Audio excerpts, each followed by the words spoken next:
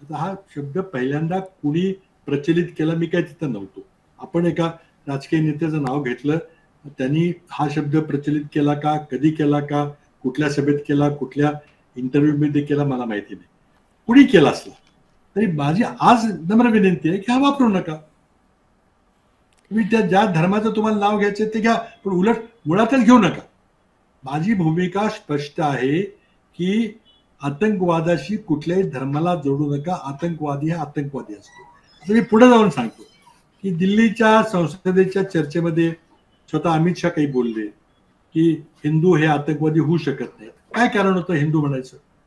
किंवा महाराष्ट्राचे मुख्यमंत्री म्हटले की हिंदू आतंकवादी कधी नसतात, आणि त्यामुळं एका दृष्टीनं मालेगाव खटल्याला प्रभावित करण्याचा प्रयत्न देवेंद्र फडणवीसांनी केला. मला त्याला उत्तर असं द्यायचंय की हिंदू आतंक, मी मुळातच तुम्ही हिंदू कुठलाही धर्म आतंकवादाशी जोडू नका, मी आग्रही बोलतोय. पण तुम्ही म्हटला की हिंदू आतंकवादी नाहीत. मला नम्रपणे सांगायचं की स्वतंत्र भारतातली पहिली आतंकवादी घटना कधी घडली? नथुराम गोडसे या माणसानं जेव्हा महात्मा गांधीचा खून केला, तिथून स्वतंत्र भारतात आतंकवादाला सुरू झाली. नरेंद्र दाभोळकरांचा खून कुणी केला? पानसरेंना कुणी मारलं? गौरी लंकेशला कुणी गोळ्या घातल्या? आज आपण नक्सलींच्या बद्दल बोलतोय, तुम्ही बिल आणलं नक्सली. नक्सली कोणत्या धर्माचे लोक आहेत?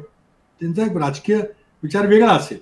राजीव गांधीची हत्या तामिली एलटीटीच्या लोकांनी केली, कुठल्या धर्माचे ते लोक होते? किंवा मणिपूरमध्ये अत्याचार चाललाय ते कुठल्या धर्माचे लोक आहेत?